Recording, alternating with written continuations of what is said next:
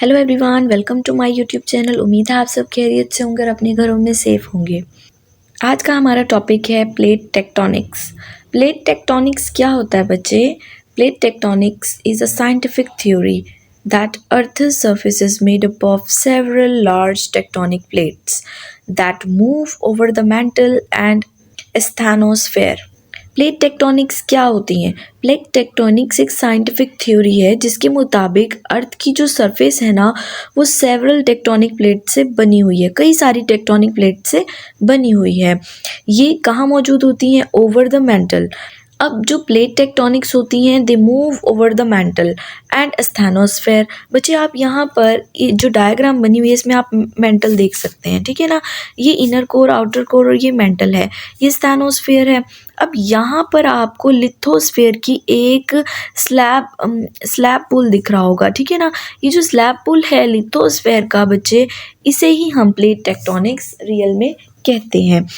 अब क्या कहते हैं आगे? The upper layer of the earth's mantle below the lithosphere is called the asthenosphere. अब आपसे कोई पूछ सकता है कि व्हाट इज स्थैनोस्फेयर? तो जो हमारी अर्थ की मेंटल की जो अपर सरफेस होती है, मेंटल की जो अपर सरफेस होती है और जो लिथोस्फेयर से नीचे होती है, उसको हम स्थैनोस्फेयर कहते हैं बच्चे। This concept of plate tectonic was formulated इन 1960।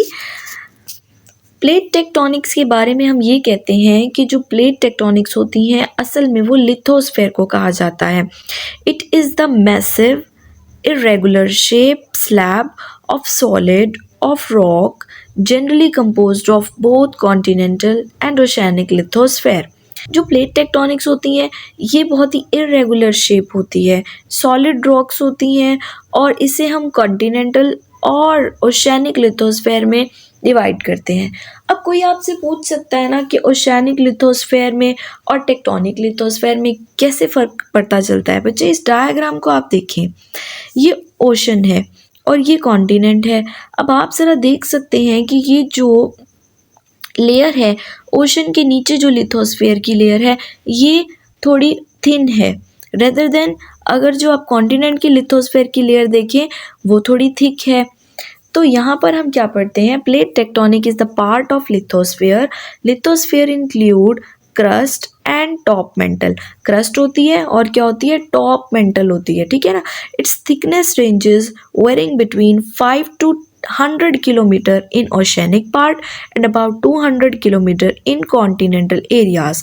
अब जो कॉन्टिनेंटल एरियाज होते हैं वहाँ पर इसकी जो थिकनेस है वो ज़्यादा है, मैंने आपको बताया ना। और जो ओशियनिक है एरियाज वहाँ पर इसकी थिकनेस क्या है? कम है। अब जैसा मैंने आपसे पहले भी बताया कि ये सवाल कोई पूछ सकता है आपसे, how to identify whether the plate is continental और oceanic. So we can identify whether a tectonic plate is continental or oceanic by its composition, density and location। बच्चे कंपोजिशन में हम पढ़ते हैं कि oceanic plates are made up of denser basalt rocks. अब ये जो बसाल्ट रॉक्स होती हैं ये क्या होता है? बसाल्ट रॉक्स जो होती हैं बच्चे ये ब्लैक वोल्केनिक रॉक्स होती हैं और ये बहुत ही ज़्यादा हार्ड होती हैं और ये कॉमन टाइप है रॉक की और ये अर्थ के ऊपर बहुत कॉमनली पाई जाती हैं। और इसी तरह से जो कॉन्टिनेंटल प्लेट्स होती हैं they are less denser and granite. ये जो ग्रेनाइट रॉक्स हम बोल सकते हैं ना, they are from magma. Class आगे देखें डेंसिटी इनकी। जो ओशियनिक प्लेट्स होती हैं ना ये डेंसर होती हैं देन द कॉन्टिनेंटल प्लेट्स। अब डेंसर जो वर्ड है इसका मतलब क्या होता है? डेंसर का मतलब होता है ये थिक होती हैं, हैवी होती हैं rather than the continental plates. अब इनकी लोकेशन देखें तो oceanic plates are located under the oceans and while the continental plates are located under the land masses. Thickness इनकी जो ओशियनिक प्लेट्स होती हैं वो थिनर होती हैं और जो कॉन्टिनेंटल प्लेट्स होती हैं वो थिकर होती हैं, वो मैंने आपको पहले भी बताया है। इसके बाद प्लेट टेक्टोनिक्स में हम देखते हैं earth's lithosphere is composed of 7 or 8 major plates and minor plates. देखिए जो हमारा लिथोस्फेयर है अर्थ का वो कई सारी मेजर और माइनर प्लेट्स से मिलकर बना है। मेजर प्लेट्स हम कह सकते हैं 7 से 8 हैं लेकिन माइनर तो बहुत सारी हैं। आप यहाँ पर नॉर्थ अमेरिकन प्लेट्स देख सकते हैं, साउथ अमेरिकन प्लेट है, अफ्रीकन प्लेट है, यूरोपियन प्लेट है, पैसिफिक प्लेट्स हैं। अब बच्चे ये जो प्लेट्स होती हैं ना, ये पार्ट में डिवाइड होती हैं। अगर आप यहाँ देखें, फॉर एग्जांपल ये पैसिफिक प्लेट है, तो यहाँ पर पैसिफिक ओशन है, तो इसे हम ओशनिक प्लेट कहेंगे। रेदर अब यहाँ देखें, अगर हम यूरोपियन प्लेट देखते हैं, यूरोपियन प्लेट में आप देखें कि यहाँ पर कॉन्टिनेंटल एरिया ज़्यादा है रेदर देन ओशनिक एरिया, तो हम इसको कॉन्टिनेंटल प्लेट कहते हैं रेदर देन कि हम इसको कहें कि ये ओशनिक प्लेट है। जिस प्लेट के ऊपर या ओशनिक या कॉन्टिनेंटल दोनों में से जो एरिया ज़्यादा होगा उस प्लेट को हम वैसा ही बोलते हैं। अगर वहाँ पर कॉन्टिनेंटल एरिया ज़्यादा है तो हम उसे कॉन्टिनेंटल प्लेट बोलेंगे, अगर वहाँ पर ओशनिक एरिया ज़्यादा है तो हम उसे ओशनिक प्लेट बोलते हैं। इसी तरह से बच्चे, जो लिथोस्फीयर होती है, it is a rigid outermost shell of the earth and is broken up into the tectonic plates. When these plates met, their relative motion determines the type of boundary like convergent, divergent and or transform. ठीक है, यहाँ पे बात करते हैं कि lithosphere जो है वो बहुत ही ज़्यादा रिच आउटर मोस्ट शेल है अर्थ का, जो कि रिलेटिवली मूव करता है। इसमें हम इसकी टाइप्स देखते हैं, कन्वर्जेंट कैसे होती है, डाइवर्जेंट कैसे होती है और ट्रांसफॉर्म कैसे होती है। ठीक है, इसमें हम क्या देखते हैं कि volcanic activities, earthquakes, mountain buildings and oceanic trench formation occur along these plate boundaries.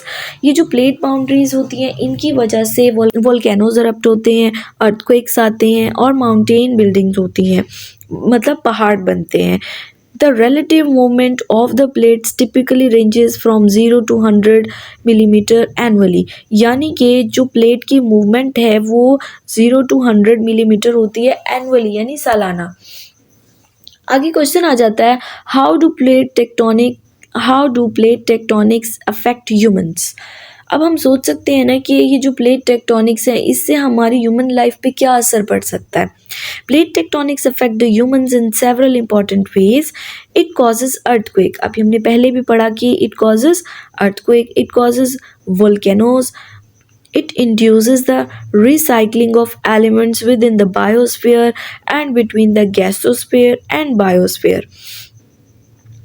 अब आगे देखिए, it causes the mountain building, पहाड़ भी इसी की वजह से बनते हैं और ये बहुत ही ज़्यादा नॉर्मल चीज़ें हैं जो आपको समझ आ रही होंगी कि जो प्लेट टेक्टोनिक्स है इनकी वजह से ज़लज़ले आते हैं, वोल्केनोज एरप्ट होते हैं और माउंटेन्स नए नए बनते हैं, कुछ एलिमेंट्स रिसाइकल होते हैं। अब आप आगे देखें टाइप्स ऑफ बाउंड्रीज, जैसा कि मैंने आपको डाइवर्जेंट, कन्वर्जेंट, ट्रांसफॉर्मेशन पहले बताई थी, इसमें एक और टाइप को भी हम डिस्कस करेंगे।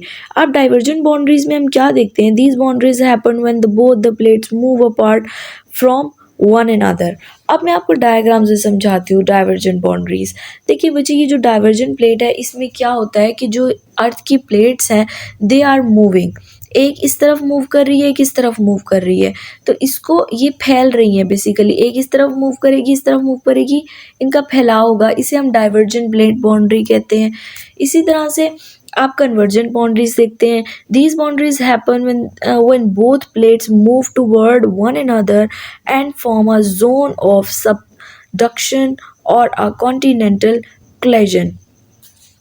अब कन्वर्जेंट बाउंड्रीज में क्या देखते हैं आप नीचे इस इमेज में देखें, कन्वर्जेंट प्लेट बाउंड्रीज में कि जो दो प्लेट्स हैं वो आपस में मर्ज हो रही हैं इस जहाँ पर मर्ज होना होता है, मतलब वो एक दूसरे के साथ टकरा रही हैं, तो उसे हम कन्वर्जेंट प्लेट बाउंड्री भी कहते हैं। ठीक है, अब आप यहाँ देखिए ट्रांसफॉर्म बाउंड्रीज कौन सी होती हैं। These boundaries happen when natural और human made structure that cross the transformation boundaries and offset split into the pieces and carried in opposite directions.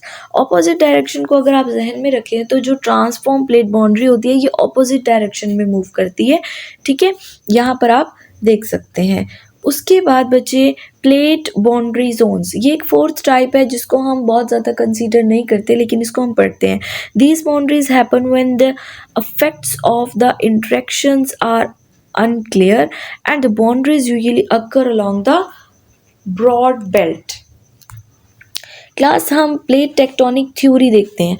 अब हमने प्लेट टेक्टोनिक थ्योरी के बारे में जो पढ़ा है, ये जो थ्योरी है इसे कई सारे साइंटिस्ट जैसे फॉर एग्जांपल मॉर्गन है, उन्होंने भी इसे प्रेजेंट किया। प्लेट टेक्टोनिक थ्योरी के बारे में क्या देखते हैं कि plate tectonic theory provide a major argument regarding the distribution of oceans and continents. अब इस थ्योरी में हमें एविडेंस दिए जाते हैं कि it is not the continent that move continuous, मतलब कॉन्टिनेंट्स मूव नहीं करते हैं। जो कॉन्टिनेंट्स हमारी जिस टेक्टोनिक प्लेट्स पर होते हैं वो प्लेट मूव करती हैं, ठीक है ना। क्या बात कर रहे हैं कि कॉन्टिनेंट मूव नहीं करते, जो कॉन्टिनेंट जिस प्लेट पर होते हैं वो प्लेट मूव करती है, ठीक है, और एक दूसरे से बहुत दूर चले जाते हैं। The plates have moved in the geographical past and shall move in the future as well. वो कहते हैं अगर हम पास्ट में देखें, ठीक है, जो हमारी प्लेट्स हैं वो मूव कर रही हैं आहिस्ता आहिस्ता, लेकिन अब फ्यूचर में वो अलग हो चुकी हैं।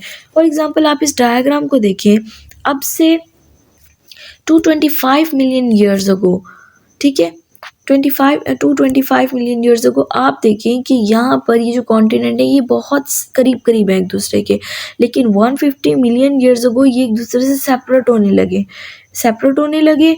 फिर आप यहाँ देखें कि किस तरह के 100 million years ago north America, Europe, Asia, Africa, south America, India, Australia, Antarctica, ये सब जब कॉन्टिनेंट्स थे वो सेपरेट हो गए, उसकी वजह से ये बने।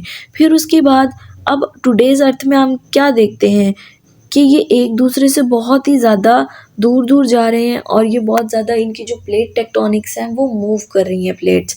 इनकी प्लेट के मूव करने की वजह से कॉन्टिनेंट्स मूव करते हैं और वो एक दूसरे से बहुत दूर जा रहे हैं। Thanks for watching, please like share and subscribe my channel. Bye bye.